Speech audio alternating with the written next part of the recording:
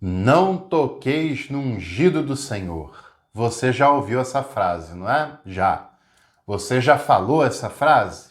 Provavelmente também já tenha falado. E eu lhe garanto que você ouviu essa frase, na maioria das vezes, de pessoas que não tinham más intenções, mas também eram pessoas despreparadas, pessoas que não refletiram sobre o que isso significa e acabam reproduzindo um modelo viciado.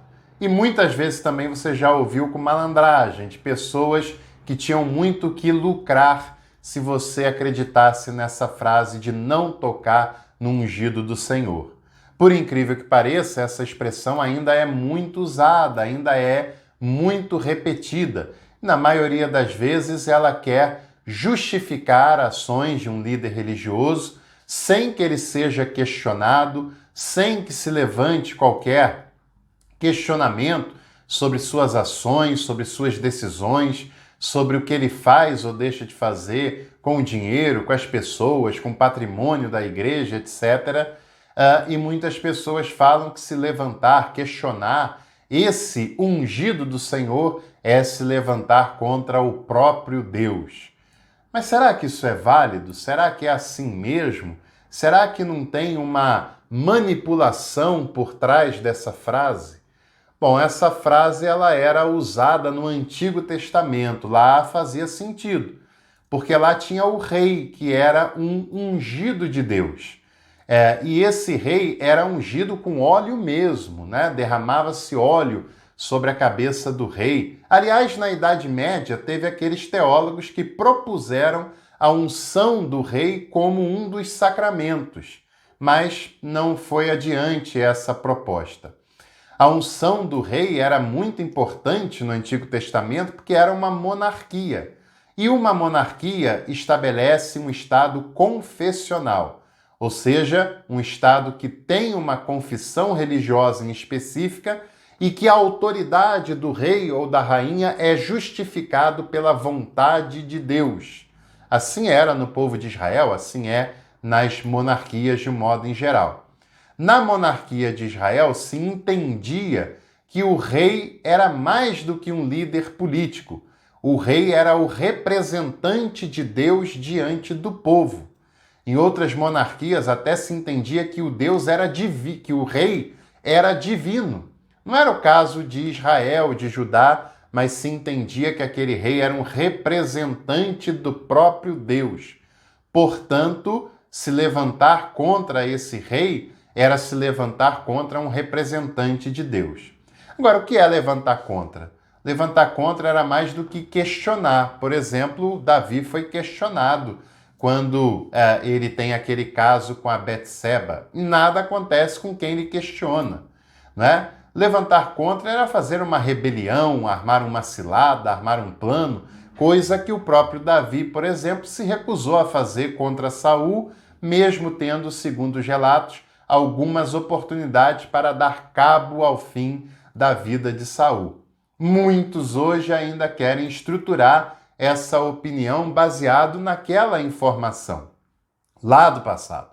Aliás, naquele passado também se ungia o sacerdote, principalmente o sumo sacerdote. A palavra grega Cristo, ela foi traduzida do hebraico Machia. Machia significa ungido. Hamashia significa o ungido do Senhor, o sumo sacerdote. E depois, no Novo Testamento, que é escrito em grego, vai se entender que Jesus é o ungido do Senhor, o sacerdote segundo a ordem de Melquisedeque. E se Jesus é o sacerdote segundo a ordem de Melquisedeque, no cristianismo nós devemos entender que não há mais unção sobre ninguém. Ou melhor, há unção sobre todo mundo, porque Jesus é o sacerdote segundo a ordem de Melquisedeque. No Novo Testamento, o sacerdócio ganha um novo significado, porque Jesus é o sumo sacerdote e todos nós que estamos nele somos feitos sacerdotes e sacerdotisas diante de Deus. A prática de derramar óleo sobre a cabeça de alguém para consagração e unção não são práticas do Novo Testamento. Eram práticas ligadas ao Antigo Testamento.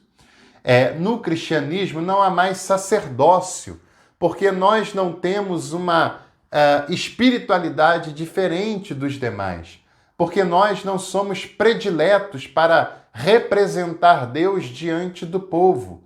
O povo e as pessoas em geral não dependem mais de um mediador entre elas e Deus, como era no Antigo Testamento, porque hoje há um só mediador entre Deus e os homens, que é Jesus Cristo. Ele é o sacerdote.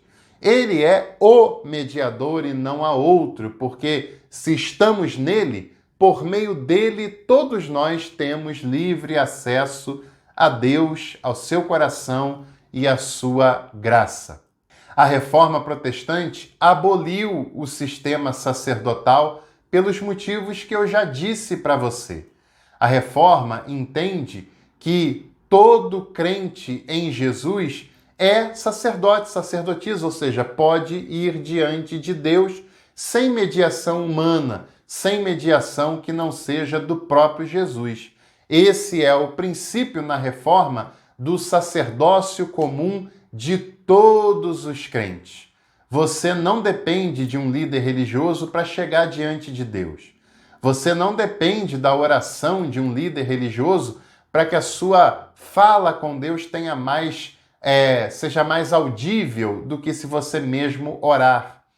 É claro que existem vocacionados e vocacionadas, dentre essas vocações, ao pastorado, à condução de um rebanho, à condução de uma igreja, e tem muita gente que faz isso com honestidade, decência, compromisso, seriedade, que trabalha arduamente para cuidar das pessoas, para oferecer às pessoas uma pregação, um ensino bíblico de qualidade, um ambiente familiar, e essas pessoas, sem dúvida nenhuma, devem ser honradas, você deve ter consideração para com essas pessoas, você deve respeitar essas pessoas, mas entender também que elas não estão acima do bem e do mal, que elas não são inquestionáveis.